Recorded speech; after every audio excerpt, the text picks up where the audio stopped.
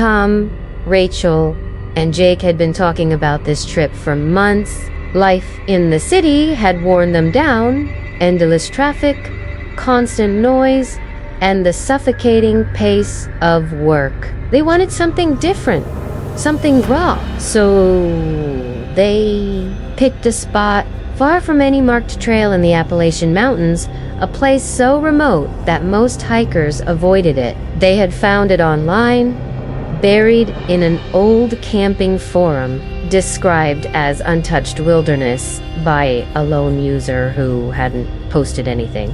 Since the drive itself had taken the better part of the day, winding through narrow roads where cell service died and the forest grew thicker with every passing mile. By the time they parked the truck on a dirt pull-off, the sun was already dipping. Behind the jagged ridges, they loaded up their packs with tents, food, and just enough supplies to last the weekend, then started the hike in. The deeper they went, the quieter the world became. No distant hum of cars, no chatter of other hikers, just the crunch of boots on damp earth and the occasional snap of a twig underfoot. The towering pines loomed above them, their branches knitting together to block most of the sunlight, casting long, uneven shadows across the forest floor. The air smelled rich, like moss and wet bark, and every so often, a cold gust of wind would slip through the trees and make Rachel pull her jacket tighter. Jake, always the adventurous one, led the way with a small grin, glancing back every now and then to make sure the others were keeping up. Tom carried the bulk of the gear, sweat already collecting at the back of his neck despite the chill in the air. Somewhere in the distance, a crow cawed, the sound sharp and hollow against the stillness that surrounded them. It started as a faint, almost unnoticeable odor, drifting in on the cold evening air as they set up camp. At first, Tom thought it was just the smell of damp leaves and forest decay, but this was sharper, heavier, like the sting of spoiled meat left too long in the sun. Rachel wrinkled her nose, pausing halfway through unpacking her sleeping bag. "Do you smell that?" she asked, her voice low, as if raising it might somehow draw attention from whatever was responsible. Jake sniffed the air, frowning, but said nothing. The scent seemed to come and go with the wind, growing stronger when the breeze shifted from the north.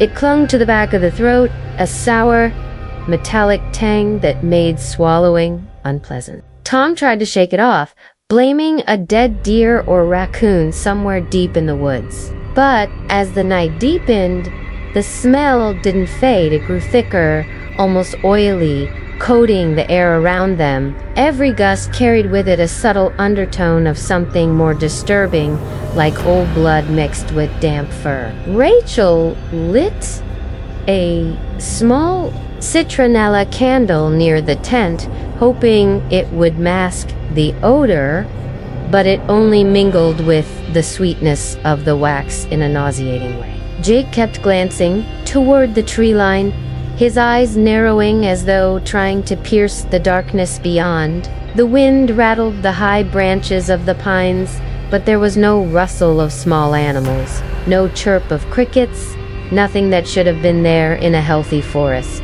It was as though everything living had moved away from this patch of woods, leaving behind an emptiness that pressed in on them. The smell seemed to settle in their lungs, now heavy and inescapable, carrying with it an unspoken warning they couldn't quite put into words. The first sound was so soft it could have been mistaken for the wind, a faint rustle among the pines just beyond the reach of the firelight. Rachel froze mid-sentence, her gaze sliding toward the dark wall of trees. Tom followed her eyes, catching only the subtle sway of a low-hanging branch. Jake, sitting on the opposite side of the fire, tilted his head slightly, his expression sharpening in concentration. Then came the footsteps, slow, deliberate, and far too heavy to be a raccoon or deer.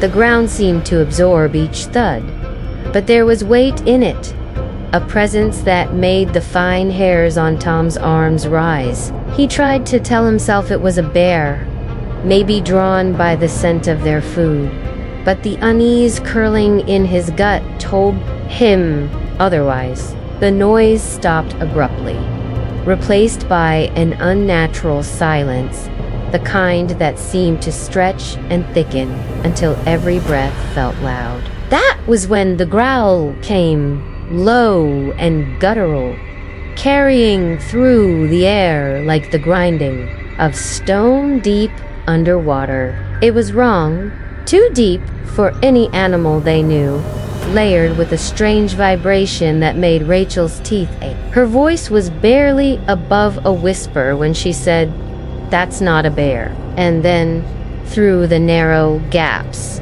between the trees, two pinpricks of light appeared, not white, not yellow, but a deep, pulsing red. They hovered higher than a man's head, unmoving, fixed on the small circle of their camp. Tom's throat went dry as he raised the lantern in a trembling hand, sending a shaky cone of light outward. For a second, all he saw were trunks and shadows, but then the beam caught something else, the suggestion of a figure impossibly tall and thin, standing just beyond the tree line. Its outline was wrong, the proportions distorted, shoulders hunched unnaturally high, limbs too long to be human. The eyes didn't blink, didn't shift, only burned brighter, as though reacting to the light. The forest seemed to close in around them. Every tree, a silent witness, every shadow hiding the shape that refused to step closer, yet never looked away. Tom's grip tightened on the lantern handle as the red glow began to move, slow at first, then with a sudden, predatory fluidity, weaving through the trees toward them. It happened so fast that none of them had time to process it. One moment, the creature was a shifting shadow between the trees.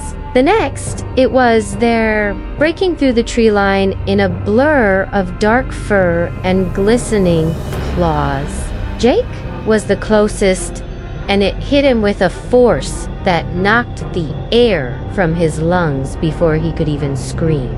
The firelight caught the curve of its jaw as it opened wide, revealing rows of jagged teeth slick with saliva. A guttural snarl erupted from deep within its chest as its claws tore into him, slicing through fabric, skin, and muscle with sickening ease. The sound of ripping flesh filled the air, followed by the sharp metallic temps of fresh blood as it sprayed across the ground in a hot mist. Rachel's scream cut through the chaos, high and raw, but she didn't move, her body frozen in shock as Jake's legs kicked weakly against the dirt. The creature lifted him effortlessly, like he weighed nothing at all, his boots dangling inches above the fire pit. There was a sickening crunch as its jaws clamped down around his ribcage,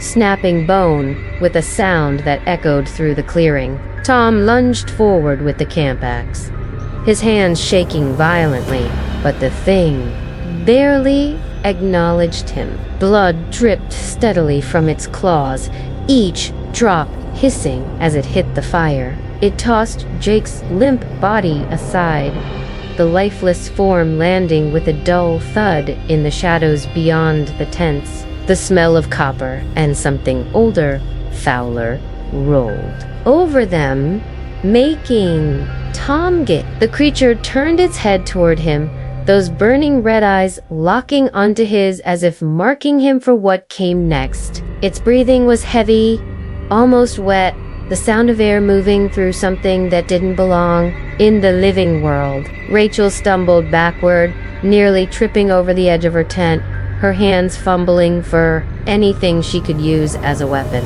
The fire popped and hissed, throwing distorted light across the thing's face. Long, narrow features stretched over bone, the skin patchy with matted fur and streaked with blood that wasn't its own.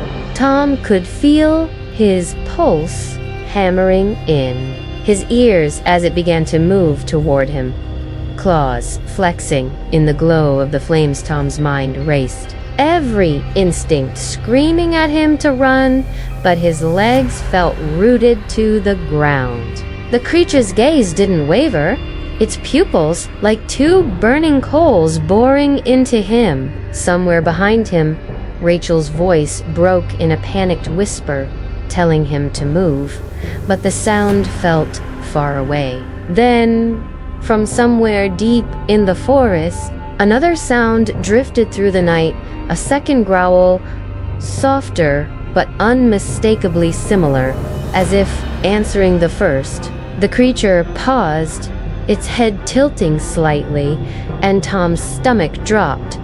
There was more than one. The realization crawled over him like ice water, numbing his chest. Rachel stumbled to his side, clutching a broken tent pole like a spear, her hands trembling. The answering growl came again, closer this time, joined by the faint but steady crunch of something large moving through the underbrush. Tom's eyes darted to the tree line, searching for shapes in the dark, but the firelight only reached so far, and beyond it the blackness was impenetrable.